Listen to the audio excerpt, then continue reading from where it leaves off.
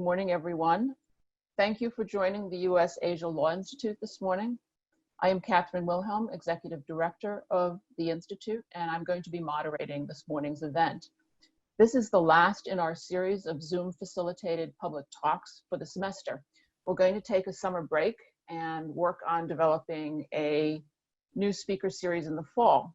So I'm very happy that we're going out on a high note.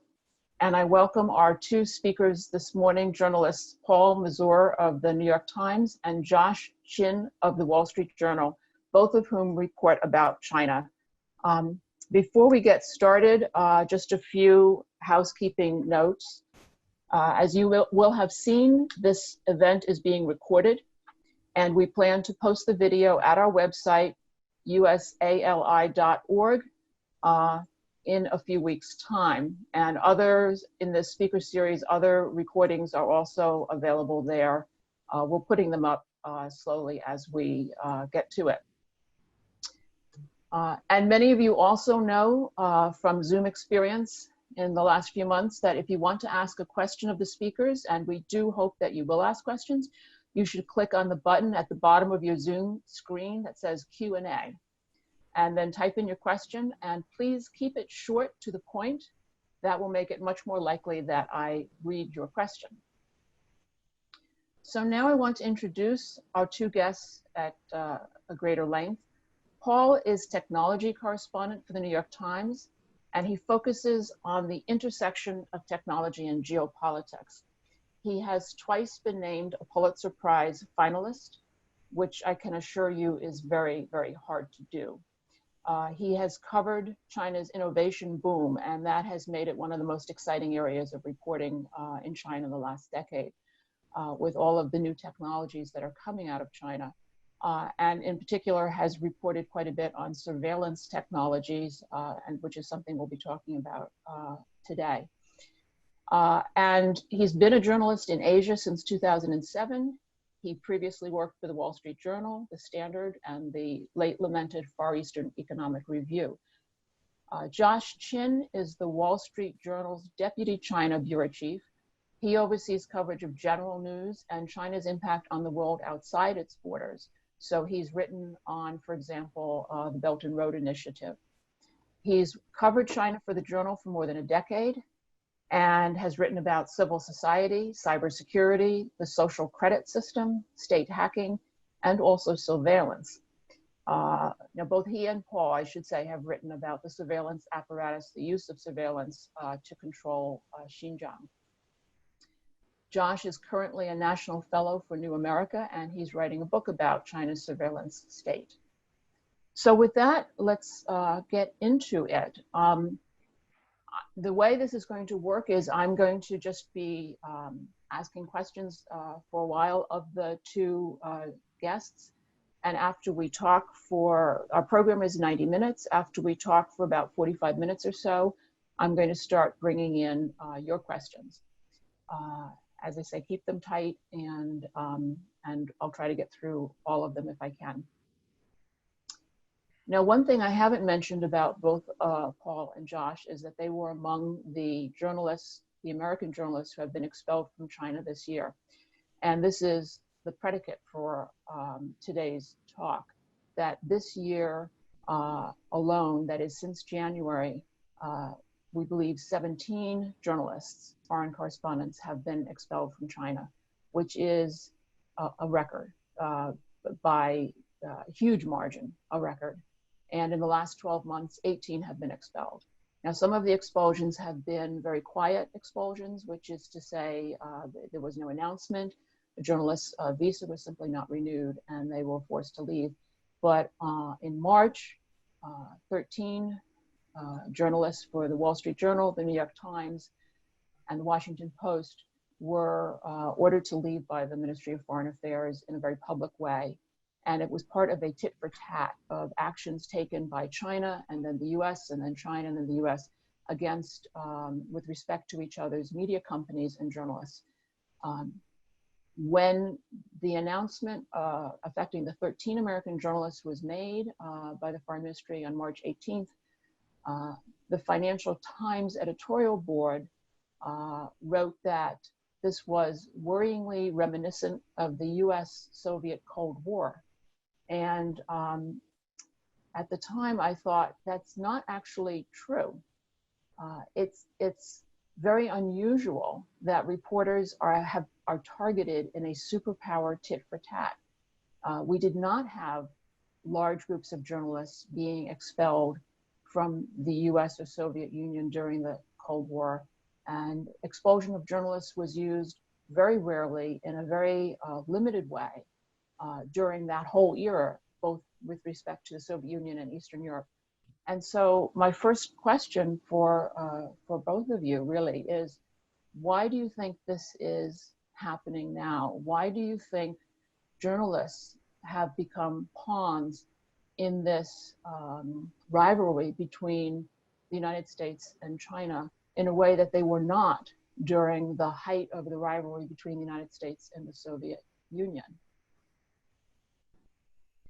I guess, yeah, well, I mean, one thing I think that's important to think about is the degree to which the interconnection had occurred over the past several decades that was just at a different level from what you had in the Cold War. So, I mean, you know, the great kind of contradiction or sort of interesting thing about what we're looking at now is that, you know, during the Cold War, you did have these kind of two separate entities that weren't particularly sort of intertwined in any way, and the kind of economic relationships and the, you know, cultural relationships and everything that had been built out over recent decades just, you know, meant that there were so many of us there. And so, I mean, in a way, you know, there was more to lose. And so that's why I think maybe it looks the way it does. And in some ways, but it, you know, and in that respect, maybe, you know, it does feel like the Cold War, because it's sort of starting to feel like there is that separation where you do kind of get both sides kind of apart and not knowing as much and having to guess more, you know, at each other. But I mean, you know, more specifically, you know, if we think about what's happened, you know, in China, you know, since Xi Jinping's rise to power, and you know, since the Trump administration sort of began to take a more kind of you know, confrontational tone towards China, it does feel like the kind of thing that you know, you know, all the trend lines kind of point to this happening, I guess. And so, yeah, I mean, you just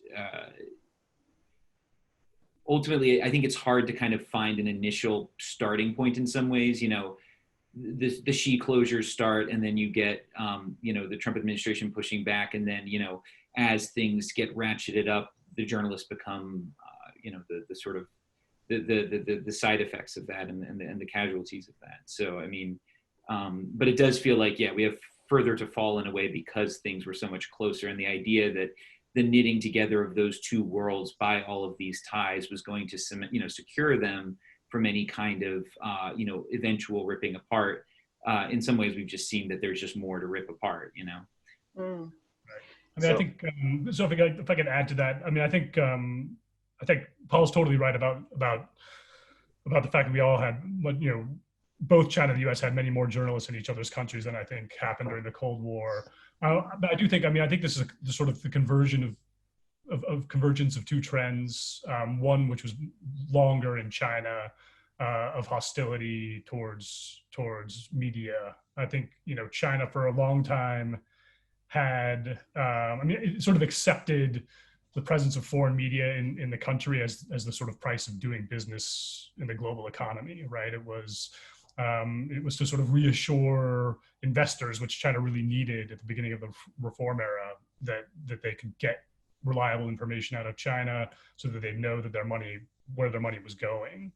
And I think, you know, now China is a much stronger economy, and the Trump administration is pushing this, you know, the sort of ripping apart of the two economies. People call it decoupling.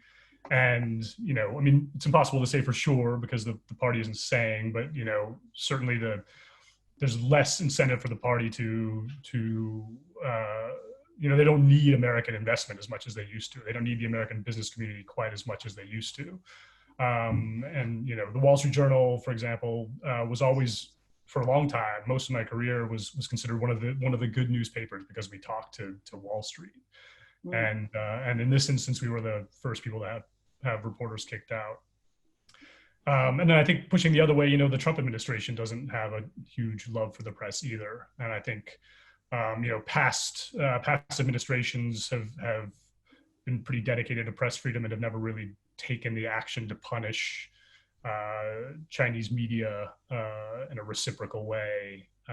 And this administration has decided that it's something it's okay with. Mm. Well, you mentioned the word reciprocal, and I know that in recent months the State Department has used that term reciprocity to describe what they're going for in these moves. And maybe I should just pull back a minute and explain, when I talk about U.S. actions against Chinese journalists, explain what I'm referring to. So there were a couple of moves. First, in February, the Trump administration issued an order declaring 5 Chinese media companies to be foreign missions, which imposed a new status on them where they're required to register. And then, and the expulsion, Josh, your expulsion and that of 2 of your colleagues in February was right after that, and appears to have been a response to that. And then in March, the administration changed the visa rules for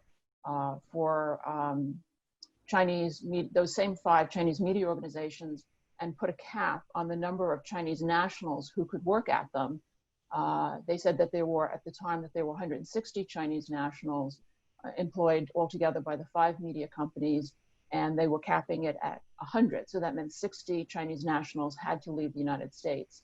And those media companies included the China Daily, which is an English language company or newspaper, and the Xinhua, which is the official news service, and help me out who some of the others were, and why were they picked?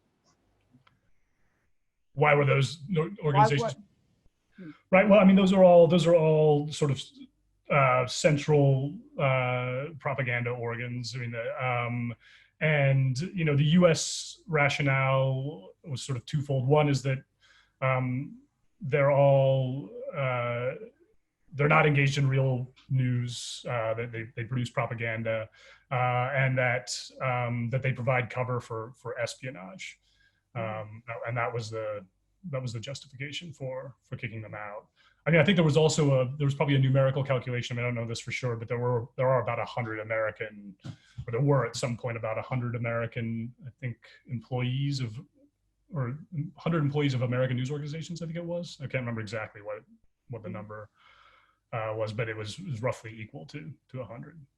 So how should we look at these 2 sets of actions? And the U.S. actions where they are designating the Chinese media organizations as foreign missions and then capping the number of Chinese citizens that they can have working for these organizations in the United States.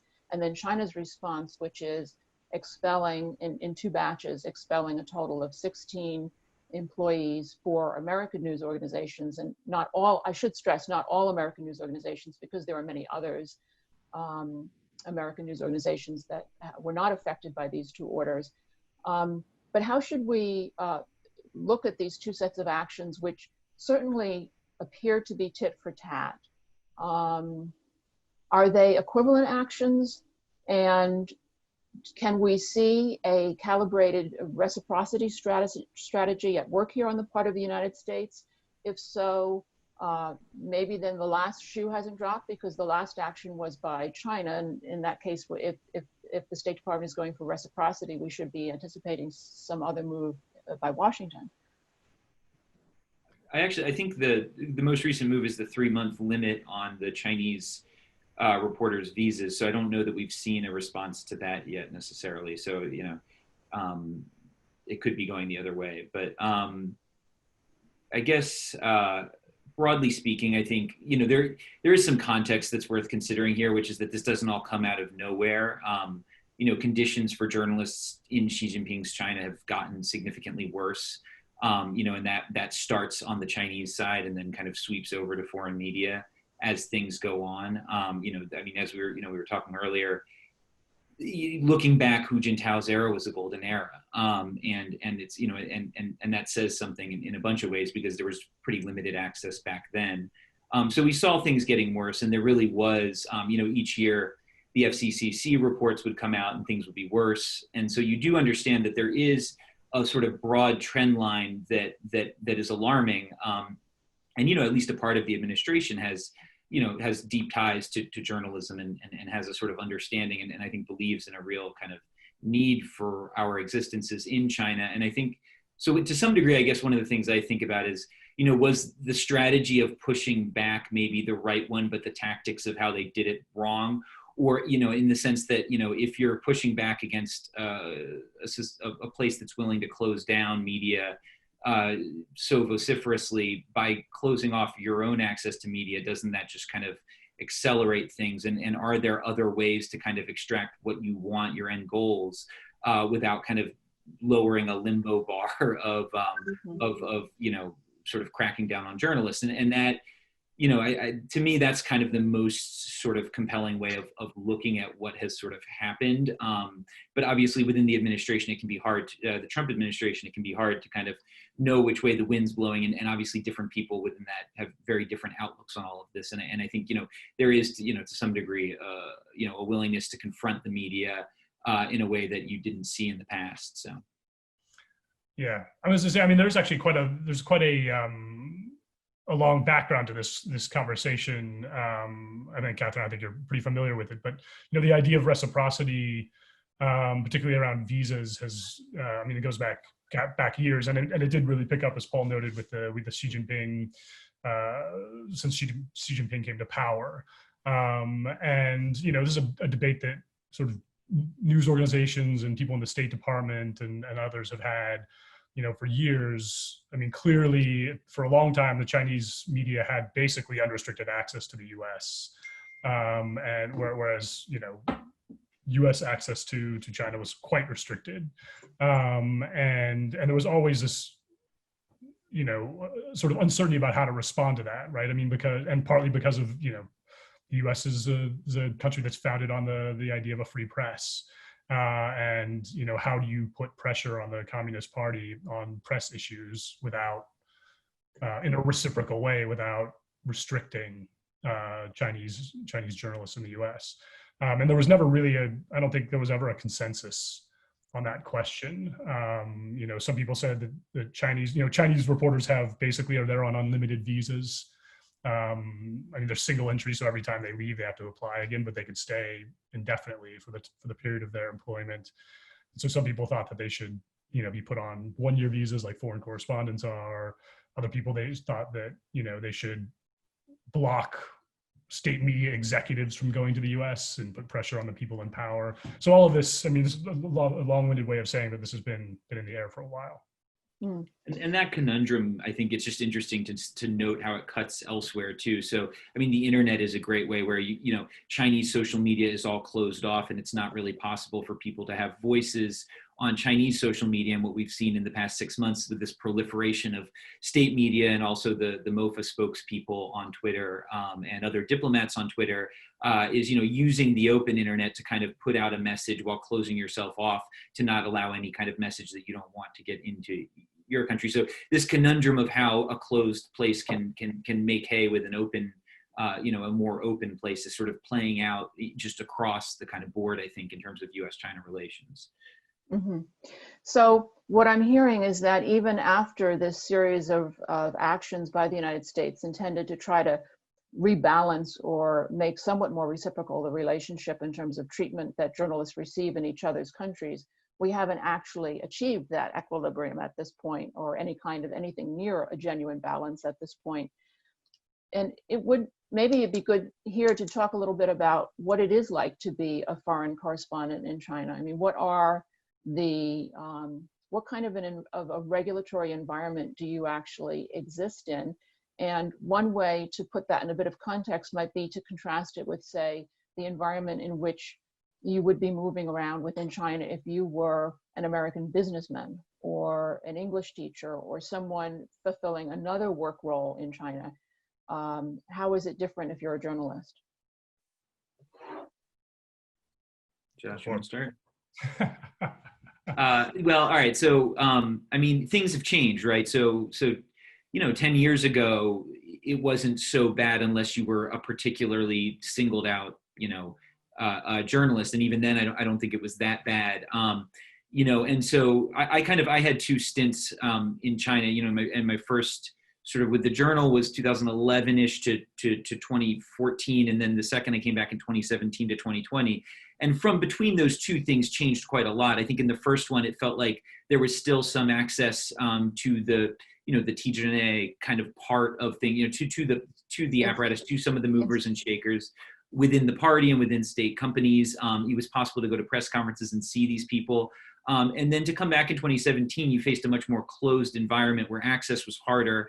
And not only that, people started to recognize your media as foreign media and be scared of talking to you. So, you call people up and you just have to try over and over and over again to get people to talk.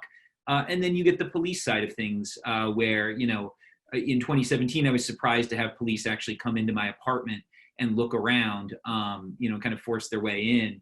And then, other times it seemed like they were breaking into my apartment and, to be followed very regularly. And that was not something that I think, unless, you were in a particularly an area with a coal mine where a boss was corrupt and paranoid, you wouldn't have seen that as much back before. And so, to contrast that to a business person who flies in or an English teacher or something, I mean, they're living an open life where when you talk to a regular Chinese person, they're not kind of on edge. And the moment you introduce yourself, they're not thinking, well, how am I going to get in trouble here?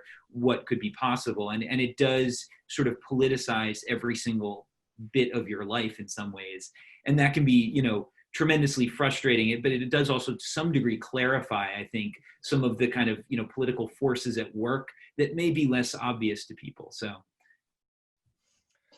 Excuse me, Paul, I think you were the New York Times reporter, and correct me if I've got you mistaken with one of your colleagues, who was telling a story of one of your last encounters in China before you left, where you were sitting at a restaurant with a colleague. Oh yeah, the xenophobia incident. Yeah, and the reason I bring that up is because you said that your encounters with people can be politicized by the fact that you're a journalist. But in that case, of course, you weren't wearing anything that I'm guessing you weren't wearing anything that identified you as a journalist. Do you want to tell that story? And yeah, so I mean, well, basically, we had already been kind of expelled at that point, but I had a few days left on my visa, so we went to Hefei in Anhui to just kind of see what it was like as the city kind of returned to normal. And from the moment we arrived there, it was almost like the Xinjiang treatment in the sense that, we had a group of PSB who started following us. That's the Public Security Bureau, police. Yeah. So we had police following us, plainclothes, like 5 or 6 of them, and sort of tracking us around the city. No matter what we did, talking to every single person we talked to, and every time we would talk to somebody, they would interfere with the interview to break it up. So everybody found a convenient excuse after 2 minutes of being really open for closing off. But then kind of to put a sort of period on the end of it all, we had sort of given up or been exhausted by it all. And so we sort of sat down at a McDonald's and just kind of started getting our train tickets back home. We're just sitting there eating, and a guy gets up. And as he's walking out, he kind of looks at me and he calls me foreign trash. And then he says, "What are you doing in my country?" And then he calls my Chinese colleague a whore, and kind of lets us have it. And I think, so that's, but this was a very specific moment. This was, the xenophobia had been fanned extremely high, both by the conflict, the verbal conflict with Trump, and also the virus itself, and the fear that foreigners might be carrying it because of the way they kind of talked about the sort of Jingwai, sort of origin of the virus at that point. But another thing that kind of crops into your head to give you a mindset of a journalist in this is that you've just been followed for, 30 hours or whatever, right? So the moment this happens, I'm wondering, is this guy a plant to get me to do something to be able to pull us in and question us? Like, is this guy, really xenophobic, or is he just trying to draw me out? Like, is that what this is? And so, in a way, like, I was never even angry like I wasn't able to react like a human would to some degree, because I was just sort of in that moment of like, oh, here's a new puzzle. Like they're going to see if I can solve this one. Well, I'm not going to say anything. And so I didn't say a word. I didn't do anything. I didn't try to record him, because it was just like, well, let him leave, and then, you know, and then this will be okay. So it does, you know, that's, I mean, and that's the way it politicizes it. It may not politicize it to him. I'm pretty sure he wasn't planted or anything, but it politicizes it to you, because you become more paranoid and you assume that it's sort of, there's this intentionality behind things that there may not be, but you just don't know. Yeah, Paul, you just revealed to everyone that journalists are in fact not human.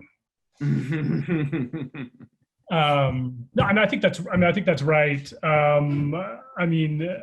I think what's really remarkable when you look back, you know, talk about the Hu Jintao era. I mean, you know, I kind of started working with the journal just before the Olympics, and that was, you know, at that time, the Foreign Correspondents Club of China had sort of worked with the IOC and basically forced China to completely, not completely, but pretty much open up its press rules, right? So before, Katherine, when you were a reporter in China, you know as well, like reporters had to get permission to leave the city where they were registered.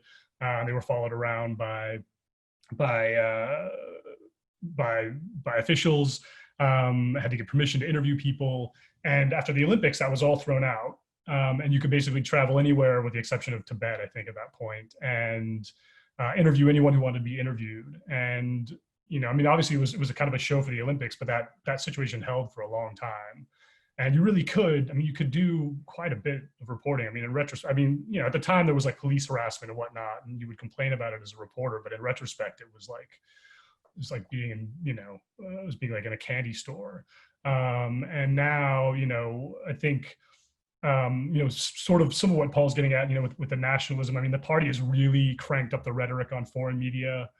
There was always this sort of idea in the ether that foreign media are spies and you should watch out for them. And, you know, you would occasionally encounter people asking if you were a spy, but that's become much more frequent in my experience, that people are just sort of, you know, either suspicious of you as a reporter or just afraid of being seen talking to a reporter.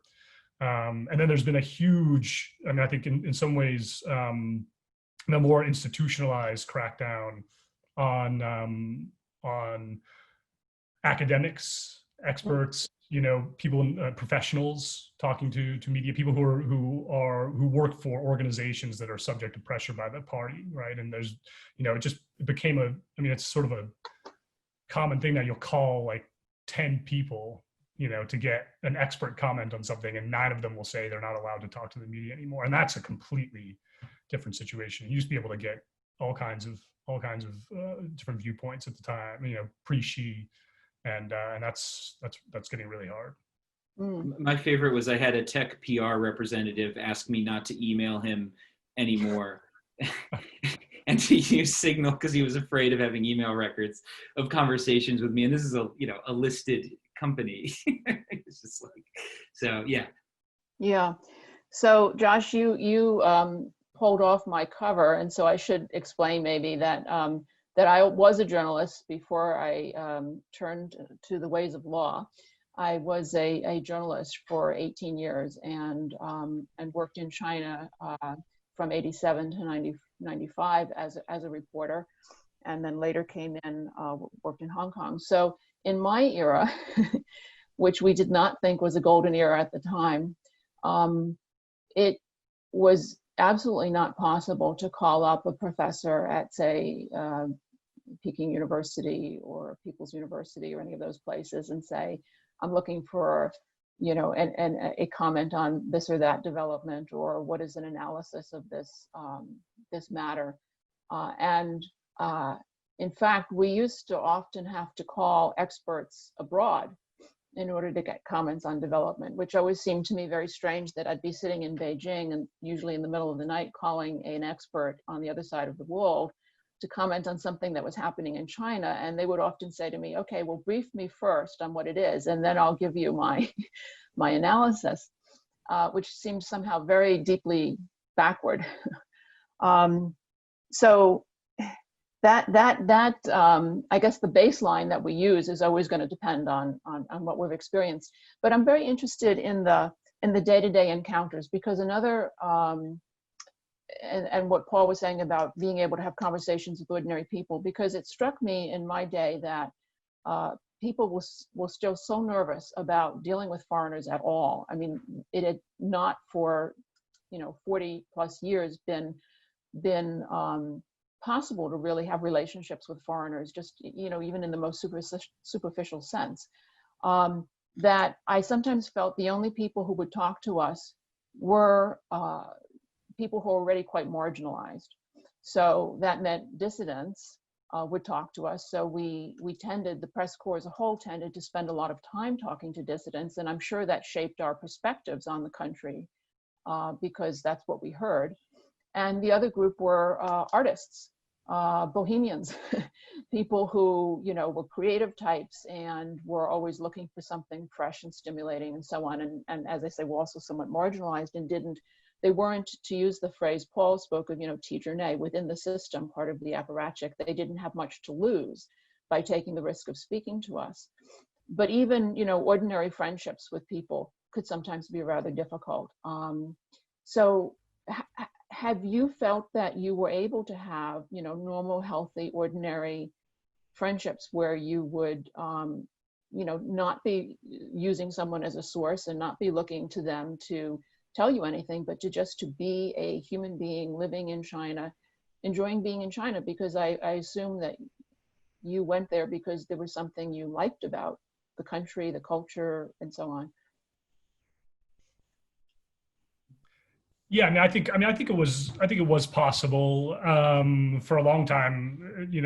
I guess I didn't really think about it that much. I mean, the main barrier when I first went to China, and I went there, as a student in college studying Mandarin, and then worked there at China Daily, in fact, for a period of time, which doesn't really count as journalism. At the time, I mean, the main barrier to making friends in China was my terrible Chinese, which thankfully got better over time. And, and I think, I think it did get maybe a little bit more difficult to make friends and to have sort of casual Chinese relationships as the new friends anyway. I mean, I think by the end of my time there, most of the Chinese people I spent sort of off time with were people I'd known for years. And so I mean, it's always hard to say with these sorts of things, but yeah, I think there's probably a little bit, it's a little bit harder. I don't think it's like it was in the 80s or 90s, where there was, a lot of incredible state scrutiny on those relationships. Although, again, depending on who you are and what you're doing, there's always that potential, right? That there's that fear in the back of your mind now, I think, when you're in China, that maybe something you're doing could get your Chinese friends in trouble, or certain conversations that you have, you might not have those conversations anymore. Yeah, I was going to actually bring that up, but that the idea that, I mean, everything, I agree with everything Josh said. I think in the past year and a half to maybe 2 years, I started actually truly worrying, especially my WeChat conversations with Chinese friends. And I felt kind of the need to warn them, even though, a lot of them understand this. I think, again, because you're singled out, you just have to kind of give a disclaimer that, hey, this conversation, it's very likely somebody's watching this, or we'll have a keyword search on it or something. And you just have to kind of be aware of that. One aside to this too, more on a journalism front, but it's really hard to get people to talk, and people are often afraid. But for every couple of experiences like that, there's the kind of amazing moment where you just show up and meet regular people, and they just talk to you and tell you everything. And I think the great technique towards the end for kind of figuring out what was going on, even for really hard investigations, was just to rock up in a place and talk to people and see what they say and find out what was on the ground. And you could always, there were enough people who would talk that they would say things. And there were moments that were amazing. Like, I mean, we were being chased by the Waiban in Rongcheng, actually, in the social credit model city. And we were in like kind of a party office talking to a woman, and they came and lectured her and told her, don't tell them anything, and then he left, and we were like, so can't we like just like ask you some casual questions? And she's like, okay, here's how it works. And she just like went, you know.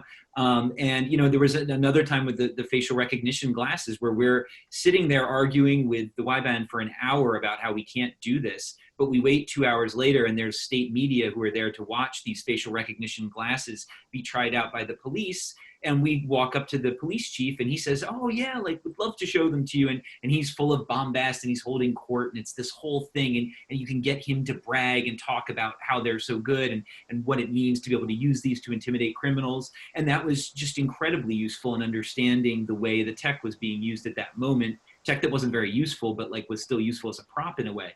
And so there's, you know, even though it was really, really hard, it was also miraculous in so many moments that it feels like it's sort of, it's strange in a way because you always had to try and you always expected the worst. And like every so often you really got something and you just had to kind of keep banging your head against the wall to make that happen. And I don't really know, I guess I haven't really sort of, you know, figured out entirely why that was. But I mean, I just think like Chinese people like to talk about this stuff and they always want to kind of gab. And so if you can find the right person who's a little bit less worried, you know, you end up in pretty good shape. Mm. You bring up the technology, the surveillance technology, and I'd like to pivot a little bit with that because both of you reported quite a bit about the rise of surveillance technology and the implications that it had. Certainly, we began to see it being used en masse in Xinjiang in a way that I think it's safe to say has never been used anywhere else in the globe. In its ubiquitous nature and in the very systematic intent. But of course, it didn't begin there. Over the last decade plus, I guess going back really to the beginning of this century, we were seeing more and more CCTV cameras in public spaces, on streets, with cameras being used to take photos, for example, of license plates of cars, so that if you ran a red light or did something illegal in your driving, you would get a text message on your phone saying, you know, you were spotted and this is your fine, or you were being docked so many points on your driver's license. So these things have been coming up slowly in different forms, some more alarming, others quite, you know, not particularly alarming, very practical. And maybe even uses of technology that we would say that's a good idea. That's a very, you know, if you want to police, if you're serious about policing traffic infractions, you know, maybe this is a very effective way of doing it. So what have you both seen over time in terms of the rollout of technology to, first of all, for the government to see what is going on, to gain knowledge, to be aware of what is going on their own streets and in public spaces, and then separately use of technology in ways that cause alarm? When did you start individually to feel alarm bells going off? When did it stop being, gee whiz, golly, this is pretty exciting, and oh my gosh? I guess it's hard because there was always kind of an original sin, which was the Great Firewall. And like, so I was in Xinjiang in 2009 when they turned off the internet there. And that was, you know, that was strange in its own right too. So I just feel like there was always this uncomfortable relationship that was there. And you kind of always knew there were, you know, there were always elements of it there. And there was always this question of, well, how far could they go? But you know, I think probably by late 2017, early 2018, just the level of cameras became so apparent. And I think the cameras are probably the biggest sort of thing because they just disfigure the sort of public, you know, streets and squares and everything. And they're just hard not to notice. And it does kind of feel laughable in a way. So I think for me, maybe that was it. I'm curious, Josh, though, what your feeling is. Yeah, I mean, I think, well, I mean, actually, the first time I sort of really started thinking about the cameras was in 2016 because I was at a Columbia University event with Xu Bing, who's a well-known Chinese artist, and he had mentioned that he was making a fictional film totally based completely on surveillance footage that he collected online, and I was just kind of blew my mind that there was that much surveillance footage around that you could actually make a film out of it. But I mean, I don't think I actually felt it personally until, the sort of real like tectonic shift in the use of surveillance until I went to Xinjiang. And I was in late 2017, and it was just like, I mean, now it's sort of normal and you see it in other Chinese cities, but at the time it was completely surreal, right? It was just not like anything I'd ever seen. I didn't even really have the sort of vocabulary or the mental framework to really take it on board, because it was just, I don't think it ever happened before that, I mean, it looked like a war zone, but it was a war zone that was like crawling with surveillance cameras and security gates scan people's ID cards and match their faces, and all that sort of stuff. And it was really suffocating. I mean, it was like when I first went there, I went with a colleague and we drove in from Gansu province. And as soon as we crossed the border, you noticed, right? We drove through Gansu and it was fine. It was like lovely, kind of old Silk Road. And then you get to Xinjiang and it was immediately checkpoint after checkpoint after checkpoint, like scanning your face, scanning your passport. And yeah, and I think at that point it was sort of clear that something new was happening. And, I mean, people said at the time, just watch, it's going to start to spread elsewhere. And I mean, obviously it hasn't spread elsewhere to the same degree, but you definitely see similar tactics and sort of approaches. Now, some of the surveillance technology was used, one could argue, for a good use to track contagion during COVID, was it not? So were we seeing the other side of the coin in some way?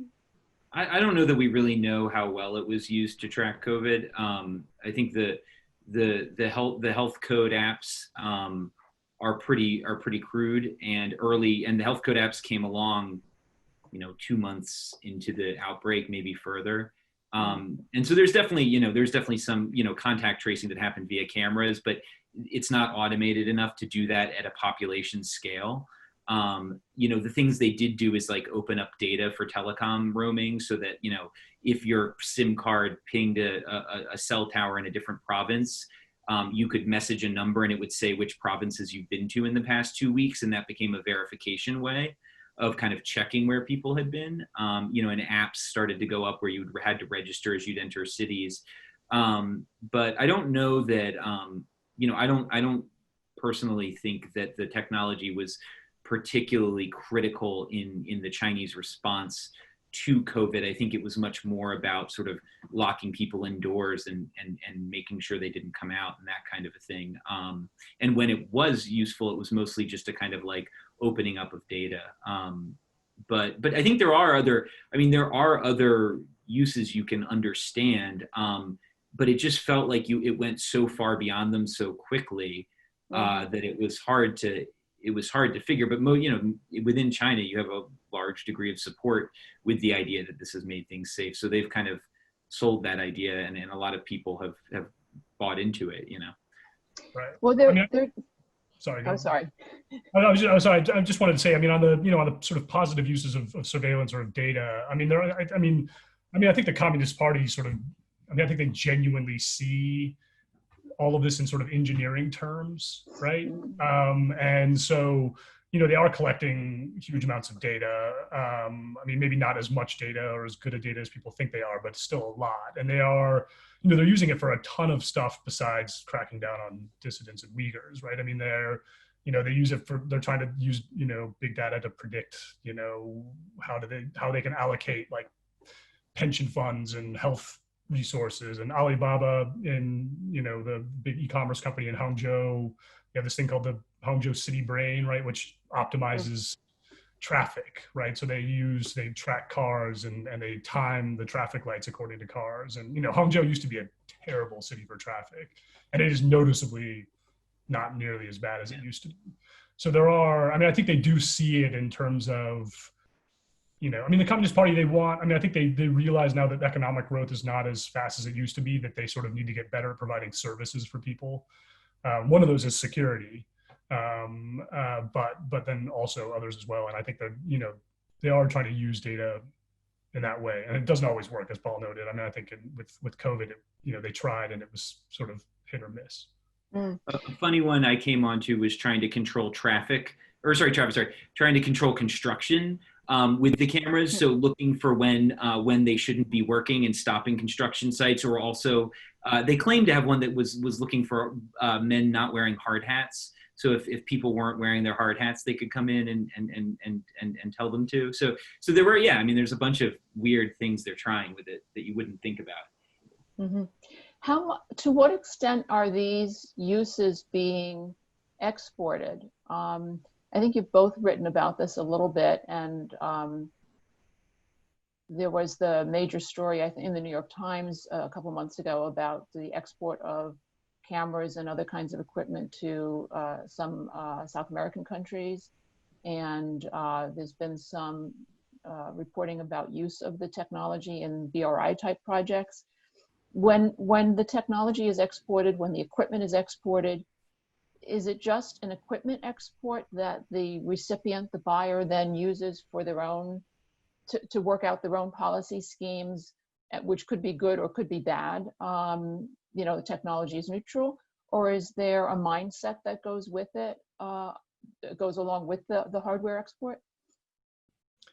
I mean, I think, I think they definitely, I mean, they are exporting quite a bit of it. I mean, I mean, Huawei claims to have exported sort of, you know, they call them safe city systems, smart city systems, which kind of, you know, it's like cloud-based networks of cameras and some other data collection. I mean, I think I can't remember what the tally is up to now, but it's something like 170 cities in 100 countries or something like that. I mean, and that's probably inflated a little bit, but it's certainly, you know, I mean, it's certainly been spread around.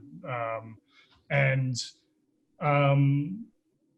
it's a little bit varied, but I mean, definitely, you know, the Journal did a story in Uganda 2 years ago now, where Huawei has a safe city system, and they, you know, in that case, it wasn't just a neutral situation where they sold them the gear. I mean, they actually flew them out.